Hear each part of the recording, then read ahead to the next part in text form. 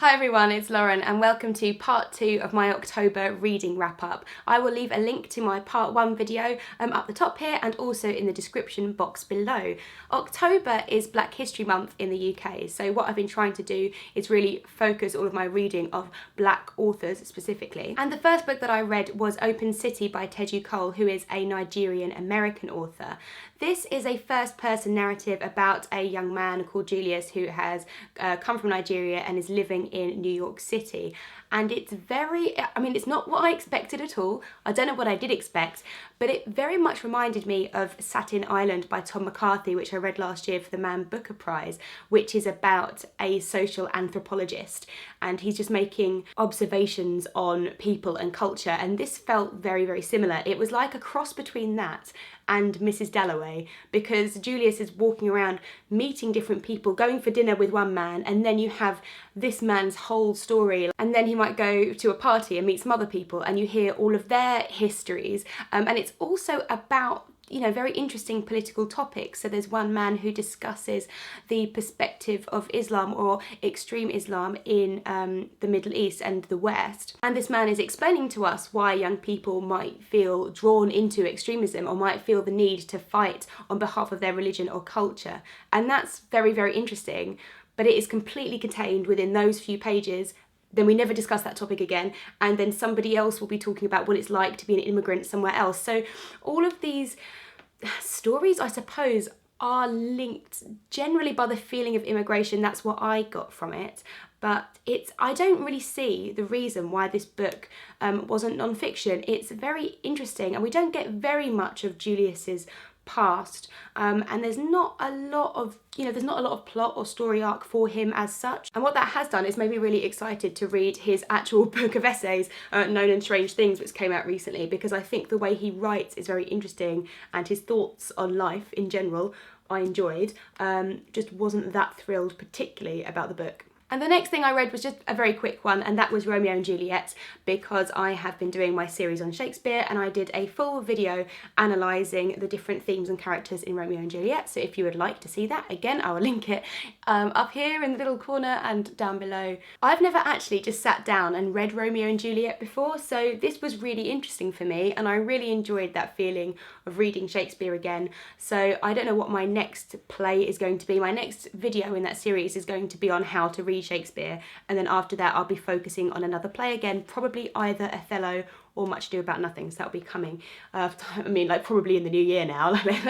Let's be real about my speed. I then read Homegoing by Jassi, and this made October for me. I really, really love this book. I think I saw this a while ago on David's channel, The Poptimist, and it sounded amazing. I've definitely seen it on some other people's channels since then. I want to say Chelsea's, but there's been a lot of hype around it, so I was really pleased to finally get to it. This story starts with Effia and Essie, who are two half-sisters living in the Gold Coast, which is what is now Ghana, in the 18th century. And each of them has a very different life. Effia is married off to one of the white British slaves who are living there, and then she stays in Ghana, and all her descendants stay in Ghana, and Essie is sold into slavery. And we see each branch of this same family generationally. So we'll have a chapter from Effia, a chapter from Essie, and then we get a chapter from Effia's son, and we jump about 50 years, and then the same, we get a chapter from Essie's daughter, and then you see both branches of the same family and how the lives of the ancestors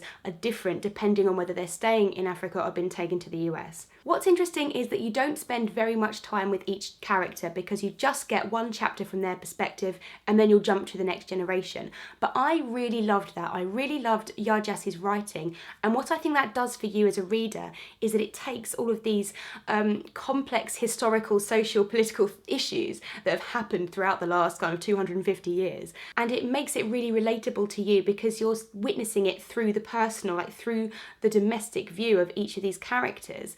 And it brings it home, it makes you understand how these things affected people on a day-to-day level. And there is allegory here, there is symbolism, there are some themes, but it it doesn't feel too overdone. It doesn't feel like anything is tying up too neatly or anything that's happening is too convenient. And so I just think it's been handled very subtly, very skillfully, and yet I couldn't put it down. I was so into it. Something that I thought was so interesting and heartbreaking was that the branch of the family that stay in Ghana, different things happen to each of the generations and there's heartbreak along the way, but they still have a link to that original, the original grandmother, to Effia. They have this link back through their culture, through their identity, through their family. While Essie's ancestors lose that, they lose that link, not just by the fact that she was taken from her home and sold into slavery, but actually throughout the generations there are several different points where the trail goes cold and the child won't know where their parents came from, or for some reason doesn't know their parents. And so because of what was happening in slavery, it just meant that people lost their identity again and again. It wasn't just a single act, it's this whole family tree is affected. And when you get right down to the present day, there's not that many generations back that they can look to know who they are and understand who they are. So they've created their own society, their own culture, which is very US specific, and that is, again, very different to that culture which is happening in Ghana at the same time, even though these people are from the same family and they're all very related. So I would highly recommend this book. I think it handles some very difficult topics in such an interesting and, you know, beautiful, well-written way. And then my final read for this month was Ta-Nehisi Coates's essay, I suppose, Between the World and Me. And this is almost a link for me between my Black History Month reading and non-fiction November, because this handles it's interesting reading this straight after homegoing, actually, because it handles some very similar issues. This takes the form of a letter from Ta-Nehisi to his teenage son, and it's talking about his own experiences growing up in the US as a black man and what it means to have a black body and what it means that other people feel that they can abuse your body and that you are not worth as much as other people. And it's him giving advice to his son, it's his love, his hopes, his fears for his son. And what's interesting is that this is very much about one person's experience, whereas homegoing supposedly it was about everybody, about everything that was happening. And it's quite interesting for me comparing the two books, because obviously they were written very differently, written for different reasons in a way, although they both cover very similar things. There's still this theme that black people in the US today are so affected still by slavery, and you can't get away from that. And yet this is about one person's specific experiences, real life experiences, which makes it very relevant. It makes it very heartbreaking. When he talks about his son, he talks about Michael Brown and Trayvon Martin in here. You also get in this his ideas of his experiences growing up as a black man was different from his father's and will be different from his son's, and how hopefully progress is happening, albeit so slowly. And I think this is a really, really interesting perspective. I'm very pleased that I read it. So I've really enjoyed this reading month. As well as this, I also read I Know Why the Caged Bird Sings and Their Eyes Are Watching God in the first half of October, and I found it a very interesting experience reading some fairly similar books. One regret I guess that I have is that I unwittingly read books which were all very focused on what it's like to be black in the USA specifically, and then you have Teju Cole, which has elements in Nigeria, and Jassi's book has elements in Ghana, but generally they were all very focused on the US, which was interesting for me because I'm not black and I'm not from the US, so it's a completely different perspective. But I do wish I'd perhaps read a little bit wider from some different people's perspectives.